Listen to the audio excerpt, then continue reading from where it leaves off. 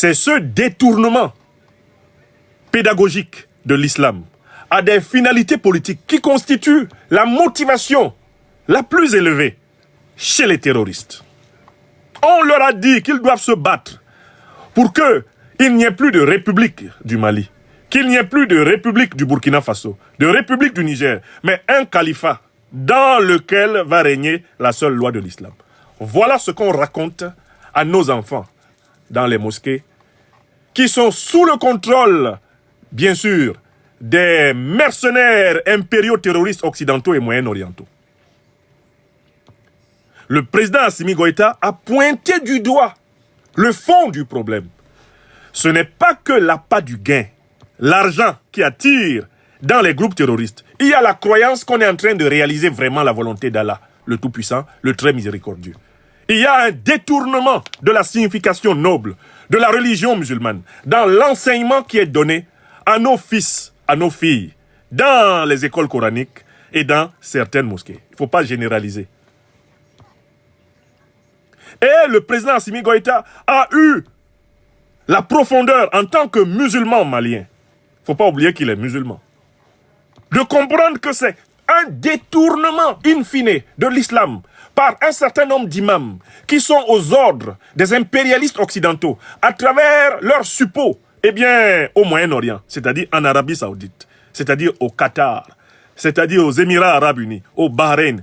Ce sont ces gens-là qui ont détourné la signification de l'islam, qu'on enseigne à nos enfants. Et voilà pourquoi certains de nos enfants s'engagent malheureusement dans les groupes terroristes, parce qu'ils croient servir Allah le Tout-Puissant, alors même qu'ils sont en train de trahir la compréhension la plus noble de la belle religion musulmane. Est-ce que vous comprenez? On leur fait croire qu'un bon musulman, une bonne musulmane, doit vivre dans un califat. On leur fait croire qu'il faut que la République du Mali disparaisse et qu'on parle d'un califat du Mali. Que la République du Burkina Faso disparaisse et qu'on parle d'un califat du Burkina. Que la République du Niger disparaisse et qu'on parle d'un califat du Niger.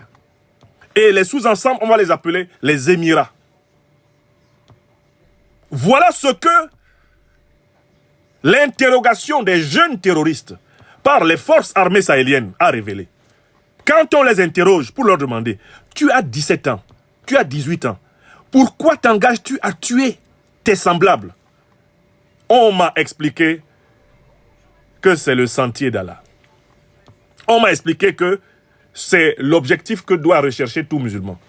Imposer, si ce n'est par la parole, du moins par la force, à tout le monde de vivre dans un califat, c'est-à-dire dans une république islamique. Vous avez compris? Voilà donc le serpent qui rampe à l'intérieur de nos sociétés, à l'intérieur de l'Afrique de l'Ouest, à l'intérieur de l'Afrique centrale, à l'intérieur de toute l'Afrique. L'instrumentalisation, le détournement de l'islam, de sa signification, de religion d'amour, de religion de tolérance, de religion d'adoration, par des imams aux ordres des puissances impériales terroristes de l'OTAN et de leurs alliés au Moyen-Orient. Le président Assimi Goïta l'a exprimé de manière très claire. On est en train de détourner la signification de notre islam pour détruire nos pays et les réduire à la domination occidentale et moyen-orientale. Voilà ce qu'il a compris. Et je dis que ça, c'est un pas de géant dans la compréhension de la déstabilisation. Que l'on m'entende très bien. Ce n'est pas l'islam qui est en faute. C'est la prise en otage de l'islam par les impérialistes occidentaux et leurs alliés du Moyen-Orient, afin de l'utiliser comme moyen de déstabilisation de notre continent. Voilà le problème. Pas l'islam, mais l'instrumentalisation politique de l'islam par l'OTAN et ses alliés du Moyen-Orient. Voilà. D'où il est important, comme l'a signifié le président Assimi Goïta, que l'on surveille ce qui est enseigné dans les écoles coraniques. Il est important que l'on surveille ce qui est dit dans les prêches.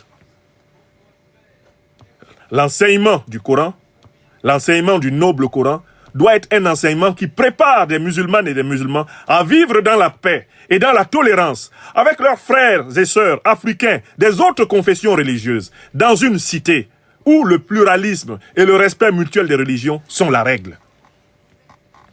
On doit veiller à ce que l'enseignement qui est délivré dans les mosquées, comme dans les églises, comme dans les temples, quelle que soit la religion considérée, soit un enseignement compatible avec les principes républicains, avec les principes de l'état de droit africain. On ne doit pas laisser des imams, des pasteurs, des prêtres enseigner le mépris de la République plurielle, le mépris de la République des confessions mutuellement respectueuses les unes des autres. Le président Assimi Goïta, je tiens à le saluer, a touché du doigt le fond du problème. La principale source de motivation des terroristes qui ensanglantent le Sahel, c'est cette mystification. Il y a bien sûr l'argent facile.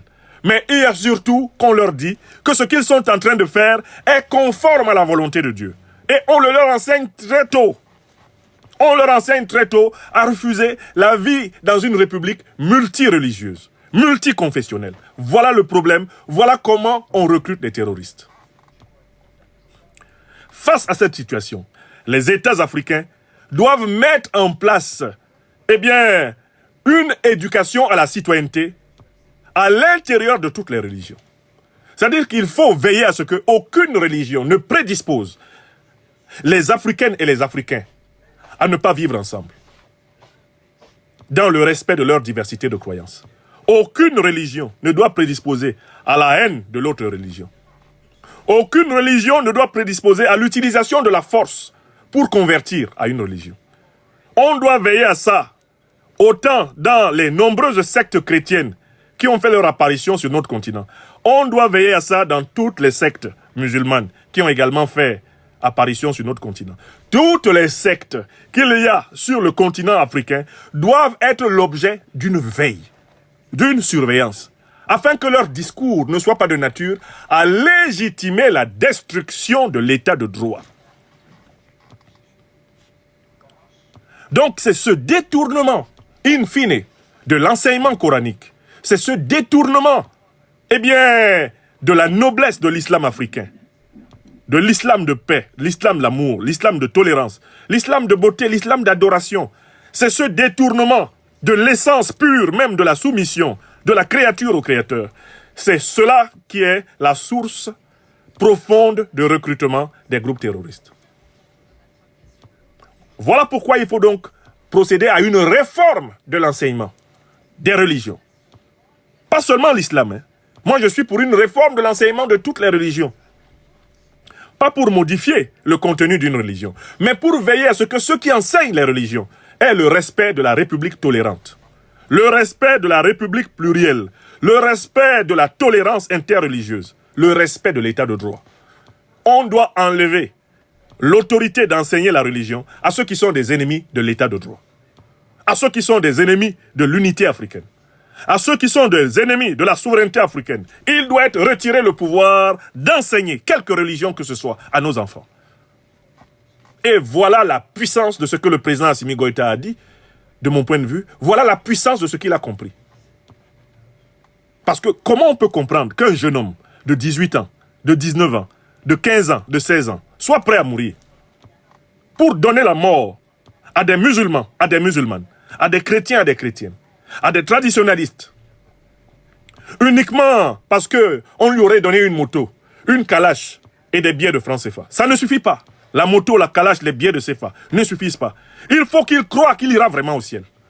Il faut qu'on lui ait vraiment dit que, au final, il va instaurer un État nouveau. Il va créer un nouvel empire. Il va restaurer un califat.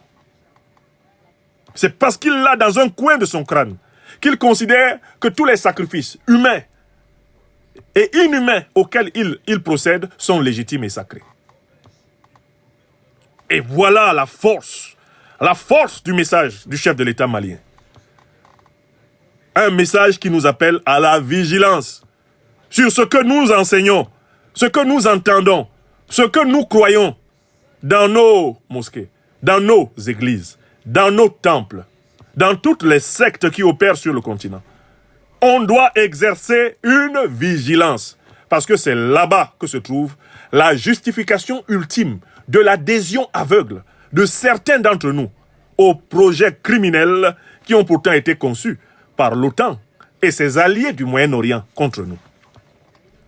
Je tiens à saluer le président Assimi Goïta pour cet acte de lucidité qui indique qu'il a bien compris l'ampleur de la déstabilisation que subit notre continent. La déstabilisation va jusqu'à la modification de la signification de la religion. Le traficotage de la religion. J'ajouterais qu'il faut être très attentif à l'humanitarisme religieux, qu'il soit de tous les bords. Il faut toujours voir que l'humanitarisme religieux, parfois, est l'un des moyens de la manipulation des masses. Sous couvert de rendre des services à des communautés pauvres, un certain nombre, en effet, de prédicateurs servent les intérêts des impérialistes occidentaux, des impérialistes moyen-orientaux pour la déstabilisation du continent. Enfin, qui est aujourd'hui le chef de l'opposition criminelle du Mali? Qui est aujourd'hui la figure dominante de l'opposition criminelle contre le Mali? N'est-ce pas un certain imam Mahmoud Dicko, anciennement imam de la mosquée de Badalabougou? N'est-ce pas lui qui s'est présenté comme le patron de la coalition des ennemis du Mali? Est-ce un hasard si c'est Mahmoud Dicko qui se lève pour dire qu'il est le patron de tous les terroristes qui ensanglantent le Mali?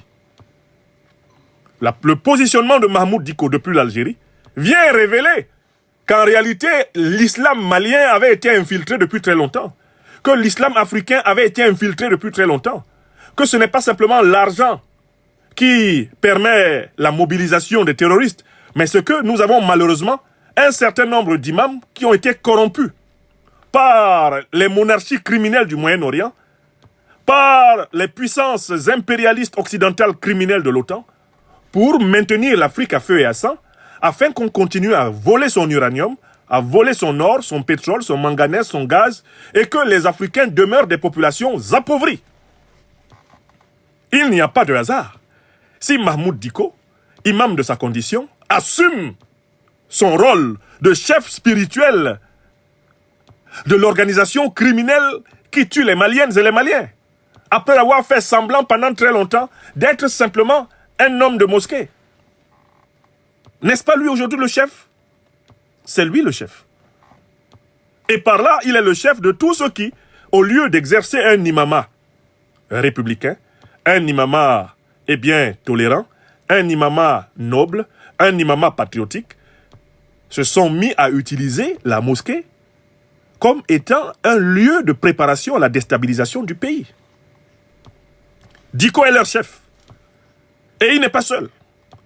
Et ce n'est pas qu'au Mali qu'on trouve des imams qui sont au service de l'impérial terrorisme. On en trouve partout, jusqu'au Cameroun, mon pays natal. Heureusement qu'ils ne sont pas la majorité. Et ils ne peuvent pas s'emparer de l'islam africain. Et il y a une vigilance musulmane, que ce soit au Mali, au Burkina Faso, au Niger, il y a une vigilance. L'État doit renforcer cette vigilance. Nous ne devons pas laisser salir la religion musulmane à cause de Mahmoud Dicko. Parce que l'un des pièges qui est tendu contre les gouvernements africains en lutte contre le terrorisme, c'est qu'on va essayer de les présenter comme étant des gouvernements anti-musulmans. Combattre le terrorisme, ce n'est pas combattre l'islam. Et ceux qui perpètrent des crimes de guerre, des crimes de sang, des crimes économiques au nom de l'islam ne sont pas de vrais musulmans. C'est même pour protéger l'islam qu'il faut combattre Mahmoud Dicko. L'islam n'a pas droit d'avoir ce genre d'imams. Ce sont des imams dangereux pour l'islam. Ce sont des imams qui détruisent l'islam. Ce sont des imams qui salissent l'islam. Qu'un citoyen malien, Mahmoud Dicko, se lève et s'associe avec Al-Qaïda, avec l'État islamique contre son pays, est-ce qu'on peut considérer celui-là comme digne de prêcher dans une mosquée? Est-ce que quelqu'un qui caresse les puissances du Moyen-Orient, qui héberge les principaux chefs des organisations terroristes, est digne d'enseigner dans une mosquée chez nous? Non. Non.